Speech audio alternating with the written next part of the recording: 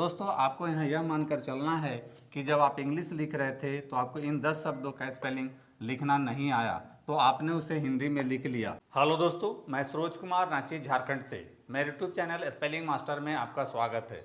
दोस्तों आज spelling series में मैंने जिन 10 अलग अलग शब्दों को लिया है वे इस प्रकार से हैं। पहला है ऑक्शन, दूसरा है पोस्चर, तीसरा है विजिलेंट, चौथा है ऑइंटमेंट, पाँचवा है टेम्पर, छठा है एडवेंचरस, सातवां है टेस्टमेंट, आठवां है इंसॉल्वेंट, नौवां है बेंच, 10वां है फूट। दोस्तों आपको यहाँ यह मानकर चलना है कि जब आप इंग्लिश लिख रहे थे तो आपको इन 10 शब्दों का स्पेलिंग लिखना नहीं आया, तो आपने उसे हिंदी में लिख लिया। तो दोस्तों अब हम हिंदी वर्णमाला के रोमन स्क्रिप्ट के हेल्प से इन 10 शब्दों का स्पेलिंग लिखना सीखेंगे। तो दोस्तों सबसे पहले हम पहला शब्द ऑक्शन लेते हैं। दोस्तों जैसा कि आप देख रहे हैं ऑक्शन में अंत में शन शब्द आया है और इंग्लिश में जिन शब्दों के अंत में शन आता है उसके लिए TION लिखा जाता है। तो दोस्तों सबसे पहले हम लोगों ने शन के लिए TION लिख लिया। अब बाकी बचे शब्द के लिए रोमन स्क्रिप्ट का हेल्प लेंगे। रोमन स्क्रिप्ट में औ के लिए AU होता है और C से क होता है। इस प्रकार से आप ऑक्शन का स्पेलिंग बहुत ही आसानी से लिख लेते हैं। अब आते हैं दूसरे शब्द पोस्चर पर। और दोस्तों आप यहाँ भी देख रहे हैं पोस्चर के अंत में चर शब्द आया है और इंग्लिश में जिन शब्दों के अंत में चर आता है उसके लिए इंग्लिश में TURE लिखा जाता है। तो दोस्तों सबसे पहले हम लोगों ने चर के लिए TURE लिख लिया और बाकी बचे शब्द के लिए रोमन स्क्रिप्ट का हेल्प लेंगे। रोमन स्क्रिप्ट में P से प होता है, O की मात्रा के लिए O लिखेंगे, S से स होता है। इस प्रकार से आप पोस्चर का भी स्पेलिंग आसानी से लिख लेते हैं। अब आते हैं तीसरे शब्द विजिलेंट पर। दोस्तों यहाँ सबसे पहले रोमन स्क्रिप्ट में व के लिए V होता है, छोटी ई के लिए I लिखेंगे। दोस्तों यहाँ ज के लिए जैसा कि मैंने बताया J और Z का प्रयोग होता है, लेकिन यहाँ विजिलेंट में ज के लिए इन दोनों में से कोई भी प्रयोग नहीं होगा। दोस्तों हम जानते हैं कि G के बाद अगर EIY आता है तो उसको ज पढ़ते हैं। तो दोस्तों यहाँ याद रखना है कि G के लिए यहाँ GI लिखते हैं, तो यहाँ G के लिए GI होगा।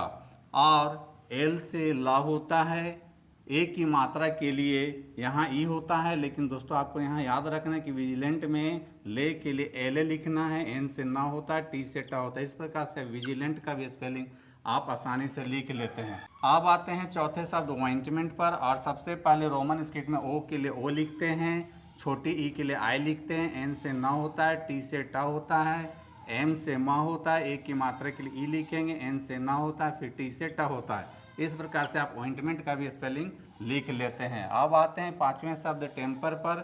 और सबसे पहले रोमन स्क्रिप्ट में टी से टा होता है, ए की मात्रा के लिए ई लिखेंगे, एम से म होता है, पी से प होता है, आर से रा होता है। दोस्तों इंग्लिश में पर टर ऐसे शब्दों के लिए PER लिखा जाता है। इस प्रकार से आप टेम्पर का भी स्पेलिंग लिख लेते हैं। दोस्तों अब आते हैं छठे शब्द एडवेंचरस पर। दोस्तों जैसा कि आप देख रहे हैं एडवेंचरस के अंत में रस आया है, यानी कि इसमें अस छिपा हुआ है।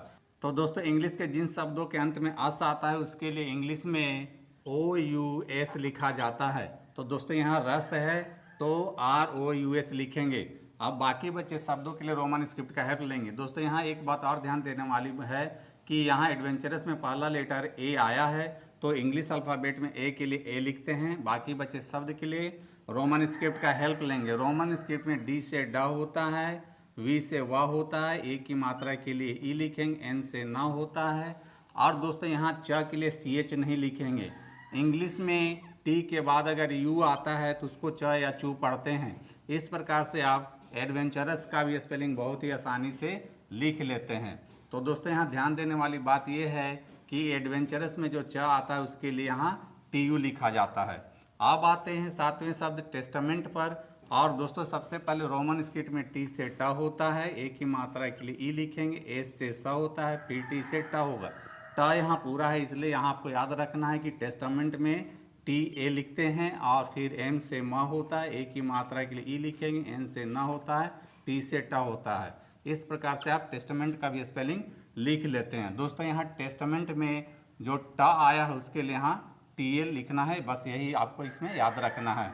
अब आते हैं आठवें शब्द इंसॉल्वेंट पर। और सबसे पहले रोमन स्क्रिप्ट में छोटी ई के लिए आई लिखेंगे, एन से ना होता है, ए से स होता है, ओ की मात्रा के लिए ओ लिखेंगे, एल से ला होता है, वी से वाह होता है, ए के लिए ई लिखेंगे, एन से ना होता है, टी से टा लिखते हैं। इस प्रकार से आप इंसॉल्वेंट का भी स्पेलिंग आसानी से लिख लेते हैं। अब आते हैं 7वें शब्द बेंच पर, और सबसे पहले रोमन स्क्रिप्ट में बी से बा होता है, ए की मात्रा के लिए ई लिखेंगे, एन से ना होता है, और रोमन स्क्रिप्ट में सी एच से चा होता है। इस प्रकार से आप बेंच का भी स्पेलिंग आसानी से लिख लेते हैं। अब आते हैं 10वें शब्द फुट पर, और सबसे पहले फ के लिए एफ लिखेंगे।